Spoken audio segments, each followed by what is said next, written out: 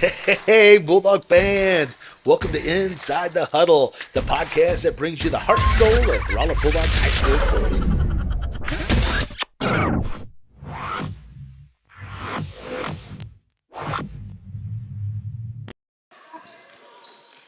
All right, everyone, welcome to Inside the Huddle, brought to you by Romo Athletics, empowered by our title sponsor, Phelps County Bank. Again, like to give them a shout out. They are 100% employee owned, 100% community champions. They are Bulldog fans. They're bankers by day, and they're Bulldog fans by night. by night. You got that right, Coach Parker.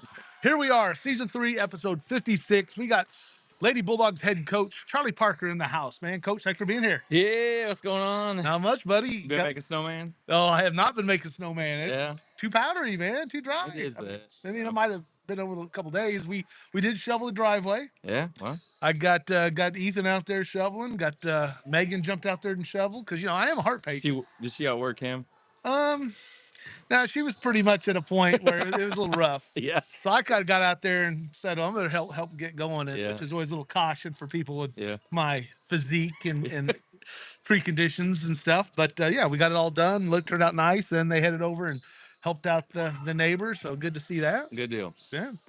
Did you get out there and get a snowman or sledding or anything in? Yeah, I took the girls sledding, but we I had to get out and feed the cows and take care of all the farm duties. So And that will do it, man. It's yeah. just not always pleasure, is it? No. A little bit of that work. Yep. Well, everybody is inside enjoying the warmth. We're out there. Break any ice? Yep. You got the waters. No, we got waters. Still had to break some ice, and so still had to put in some work. Yeah, that was Zach was out there that stuff as well. We Yep. headed over to watch some football games that night. Had a little chili, little other comfort food like Yep. that. Perfect weather. Yep.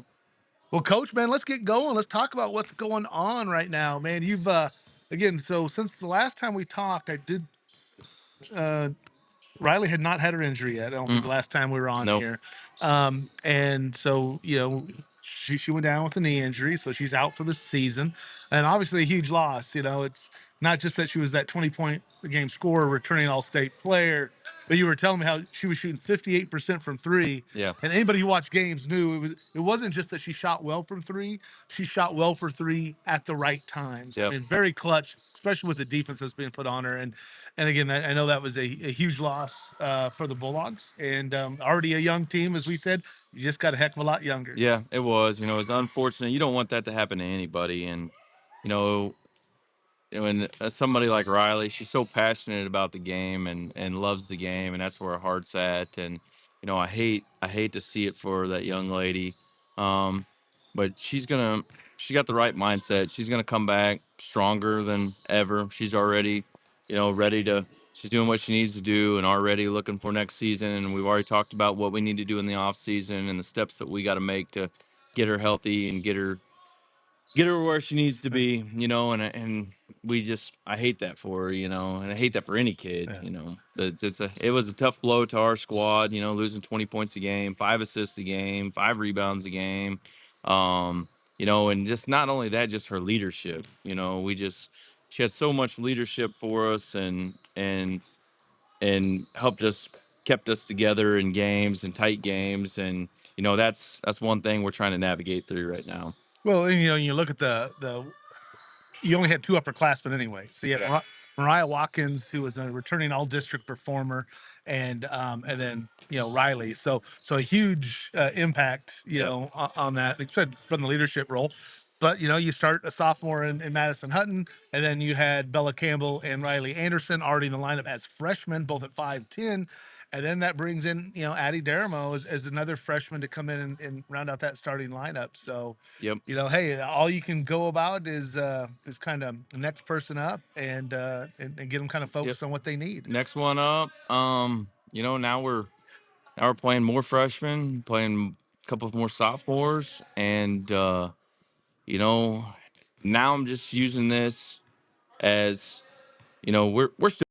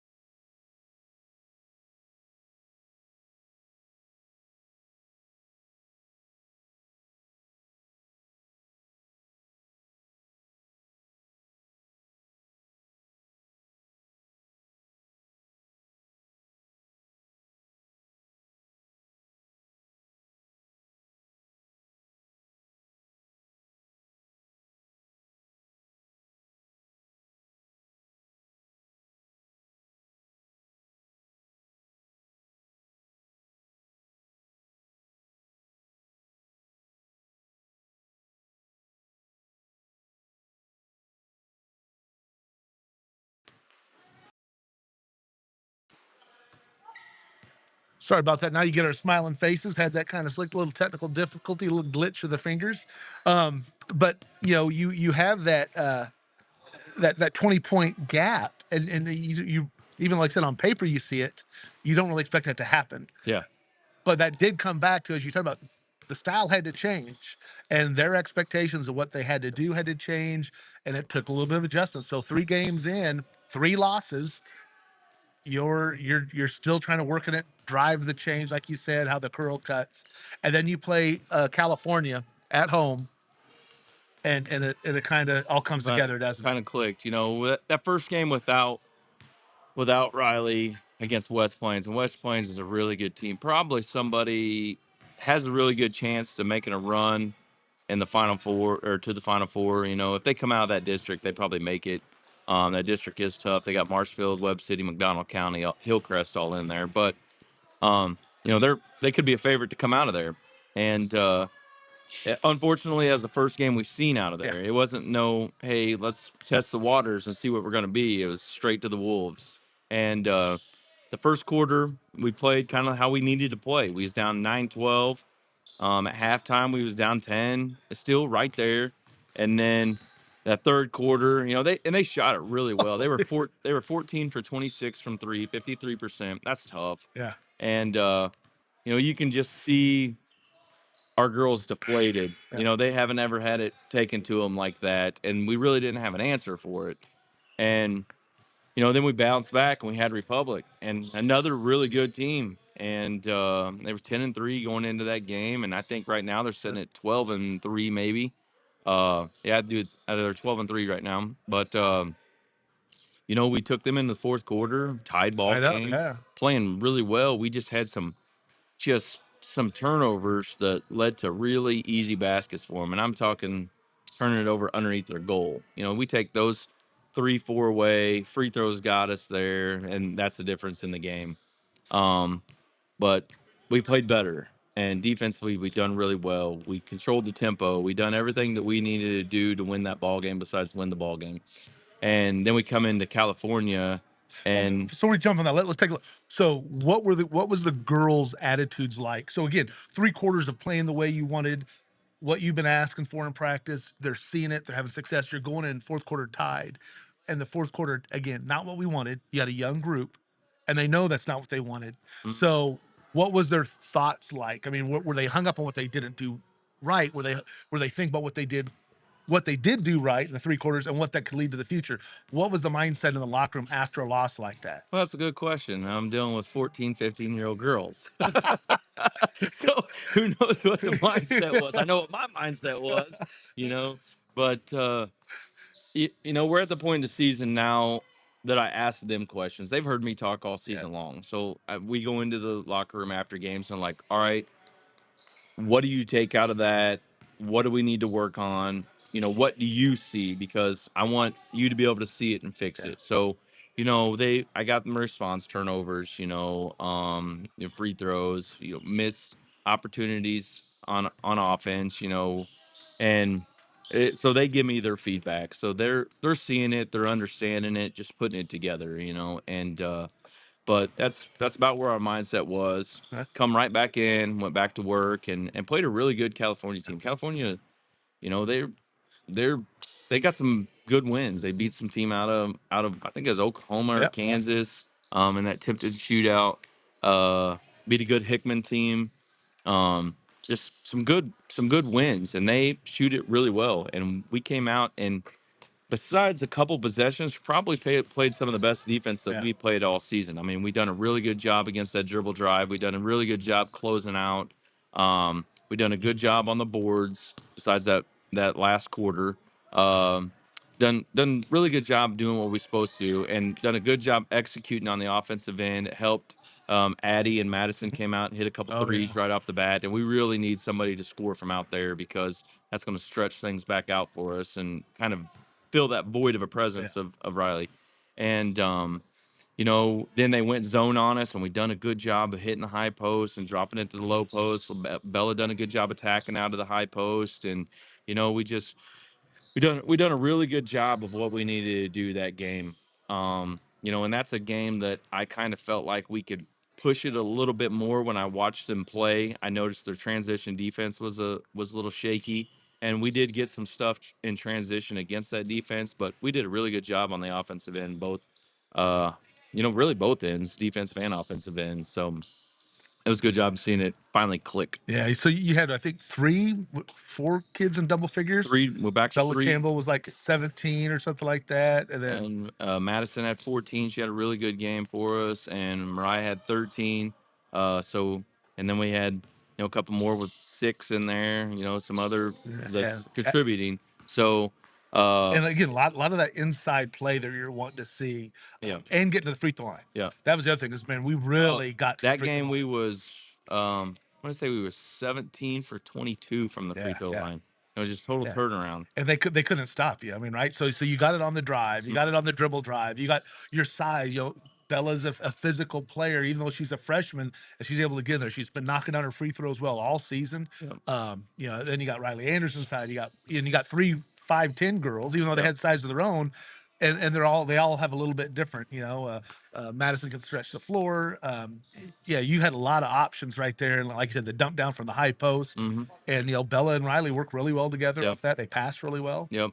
Yep, they done a good job. And it was nice to get multiple people in double figures again. We haven't Yeah, had that in, through that stretch right there. If you look in that stretch that we played, we had, one girl in double figures and everybody else around 4. yeah, And the success that we've had this year, we've had 3, 4, 5 girls in yeah, double yeah. figures. So to get back with 3 girls in double figures was nice to see. And I think you had like 4 girls over 5 or 6 rebounds too. Yeah. So that was again getting that rebound by committee, and having everybody kind of participate. Addie Daramel coming out with their 2 threes in the first quarter. Mhm. Again, she can shoot the ball. Part of that's Mhm. getting confidence. Part of it's getting in her role that she needs to be playing. And Yep, and it was nice to see her have some success, to, like you said, gain that confidence, because I see it in her and I know that she can do it. It's just getting that she's getting a lot more minutes than yeah. she was getting previous, prior early season. And now you're starting to see some confidence click in there. She does a good job. She doesn't turn the ball over, and now she's hitting a couple outside shots, and that's what we're going to need down the stretch. Well, what was interesting is after when the boys were playing, so I was at the boys game, and then we talked afterwards. Then talking to a couple of the parents of it, I just happened to run into them, and it was interesting to hear the thought process and how similar they were, even though they were not together when I was talking to them and seeing the same things, and how it lined up with what you've been seeing and saying and wanting to see. I thought that was a great thing to hear from those parents, to be on board with the direction that we're heading. So Yeah, that's so all. That's kudos. that's always nice to Yeah. hear that parents are on the same page. It can be always one of those challenges. But yeah, it was great to hear, and it was exciting. And all of them are seeing this as a building blocks to where we need to be, not kind of changing some expectations to not everything about today, but everything about where we're going to go. And that where we're going to go isn't just next year; it is as we make this run in the postseason. Yep. Yep. So coming up, so we got the weather storm came in. We already talked about that. Had some games postponed. So your Monday night game against New Haven in the Hermann Tournament, which is the 26th annual Hermann Tournament, I believe, for the girls' side. I think it's like 47th on the boys. Sorry about that being so small, but you can go to the Romo Athletics website, and I have a better copy of it up there.